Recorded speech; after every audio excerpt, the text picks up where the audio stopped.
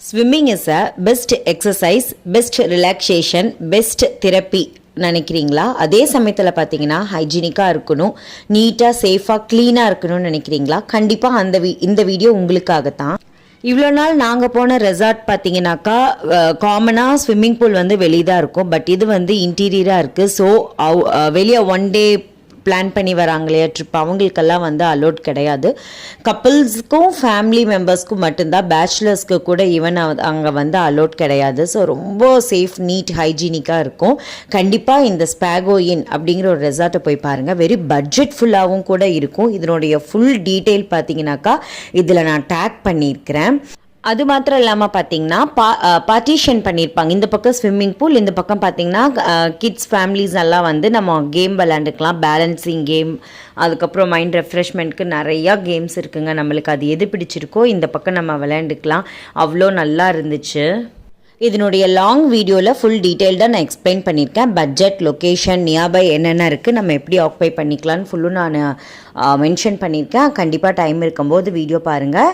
Swimming pool attach பண்ணி நீட்டாக நம்மளுக்கு ட்ரெஸ் சேஞ்சிங் ரூம் கொடுத்துருக்காங்க. அதுவும் நல்லா நீட்டாக மெயின்டைன் பண்ணியிருக்கிறாங்க. நம்மளும் அந்த மாதிரி நீட்டாக வச்சுக்கிட்டாலே போதும். அந்த ரூமே சுற்றியும் பார்த்தீங்கன்னாக்கா ஆர்டிஃபிஷியல் ஃப்ளவர்ஸ் அண்ட் லீவ்ஸில் வந்து டெக்கரேஷன் பண்ணியிருப்பாங்க. இது பார்த்தீங்கன்னாக்கா ஆர்டிஃபிஷியல் போர் பம்பு. இந்த தண்ணி பார்த்தீங்கன்னா ரீசைக்கிள் ஆகிட்டே தான் இருக்கும். எனக்கு ரொம்ப பிடிச்சிச்சு. இதில் நான் ரொம்ப நேரம் விளையாண்டுட்டு கூட இருந்தேன்.